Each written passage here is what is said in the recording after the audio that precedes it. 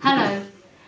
This week, as usual, I will begin with attendance, and I'd like to start by congratulating 3 tutor groups, 7 GCA, 7 LDO and 11 JCO for their excellent attendance. I'm particularly pleased to see that a Year 11 group are in the top 3, which really shows how much they're caring about their studies and how important it is that they attend and that they really understand that. I'd still want to congratulate the whole school because attendance has risen slightly and hopefully we are on the up on our way back up to the national average. In addition to talking about attendance, I would like to say that the Department of Health and Social Care has issued further guidelines on how to manage clinically extremely vulnerable pupils and staff. In the written version of this newsletter, I will be sending you out the link to that guidance and the basic information which surrounds that, which generally says that clinically vulnerable students should still attend school, as should staff, but that if you have a specific letter from your GP which says that you should not attend school for a specific reason, you will need to share that with us. This week, I've had an opportunity to visit lots of lessons, and it has been particularly inspiring.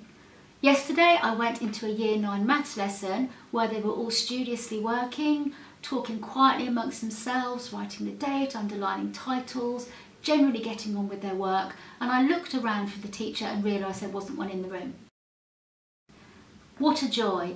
How committed our students are to their learning and how wonderful it is to see such lovely, well-behaved young people actively wanting to take responsibility for their own learning. It was a real pleasure to see.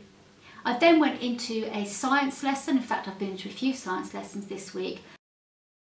And what astonishes me is the knowledge of our students, the key words that they're using, the vocabulary that they're confidently using, and the way they are able to easily explain to me really difficult concepts that I certainly wouldn't have understood when I was their age. It's such a pleasure to see our students engaging so well and having such a good time with their learning. In PE, we're making full use of our lovely new 3G pitch. Just a reminder about making sure that your son or daughter has the right footwear for this, but the PE department are saying what a great time they're having out there and what a pleasure it is to be engaging in certain sports that they wouldn't have been able to have done so before.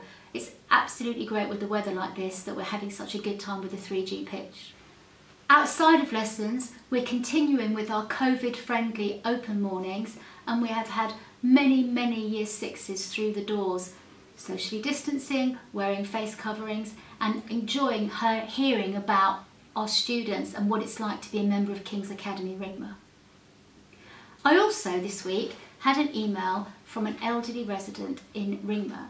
She wanted to let me know how pleased and proud she was to be a part of a community where the children at King's Academy Ringmer were so polite.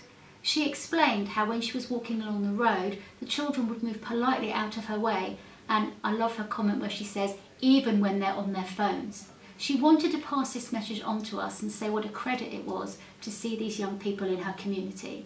And I'd like to pass my thanks on to you, because that means as parents that together we are a united front and we are producing lovely children. Thank you so much for your contribution to our wonderful school. Things are going well in the canteen and on the buses, and just to let you know that in the first week of November we have our bonfire night themed menu which will be attached to this newsletter, so please have a look and make your choices. Finally, our safeguarding focus. This week I have been teaching Year 7 PSHE and we've been focusing on anti-bullying. It's really important for me to share with you the conversations that we've had and how little the Year 7s understand about cyberbullying and what can happen online, and their misconceptions about what is an appropriate age to be accessing apps such as Instagram, Snapchat, etc. They're very keen to understand all of this, and we've had some great conversations. We've also talked a lot about bystanders and what a bystander means, both in terms of standing by and watching face-to-face bullying, but what an online bystander looks like. Someone who shares posts, someone who likes things, and someone who seems to be laughing at something that's going on online.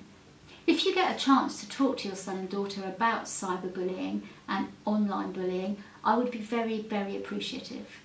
It's still an issue here, and we regularly have to talk to children about their online presence, about what they post online and about what they see and how they behave online.